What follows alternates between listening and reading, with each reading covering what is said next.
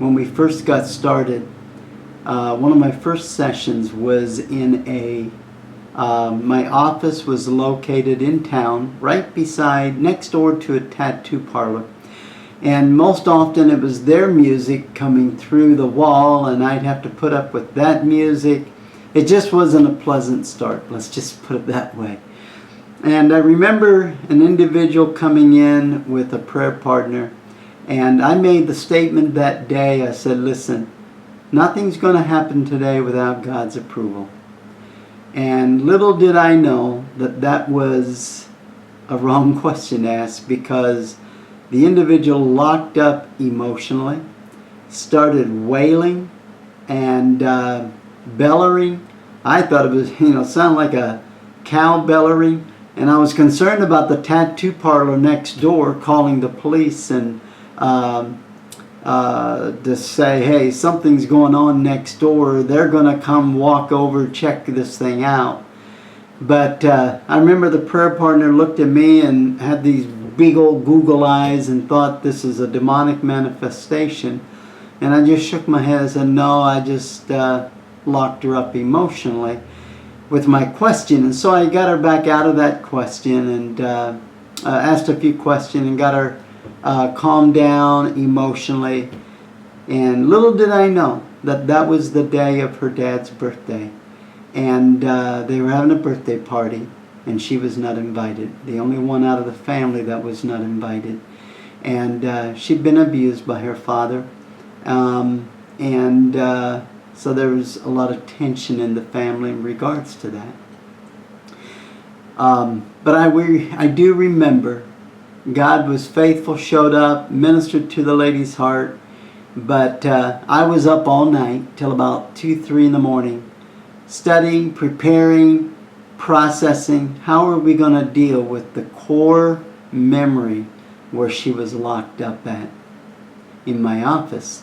And so the next day when this individual came in, we sat down and I asked, how was your night? I said, I was so exhausted. I went home and I just slept until about midnight. A little bit after midnight I woke up.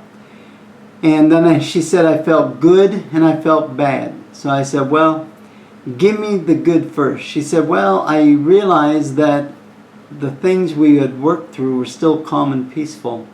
And then she said, I realized it wasn't you that did it. It was the Spirit of God that persuaded my heart to believe something other than what I was believing. So she said, I told the Lord, said, well, that wasn't Jason, that was you, God. So you and I are going to go to this memory and other memory where I locked up emotionally and process that. And she did. And she looked at me square in the face and with a straight face looked at me and said, and everything's calm and peaceful. And I said, now wait a minute. Yesterday you were emotionally locked up right here. I said, I want to go back and I'm going to check to see if everything is still that way. So we went back to that particular memory where she was abused. And she sat there and she said, everything's calm and peaceful. The lie is gone. And the ugly feelings are gone. The yuck and all this and that. And I'm like, are you serious? All I can say is, it is over my 20 years, I have learned that sometimes in working with people, you're doing discipleship. But oftentimes, when it comes to persuading the heart to believe something other than what they believe, only the Spirit of God can cause them to believe what is truth. Hello, I'm Steve Stoll, Chairman of the Board of Door of Hope Ministry. This is my wife Renee, and we have been greatly blessed to be a part of the Door of Hope family.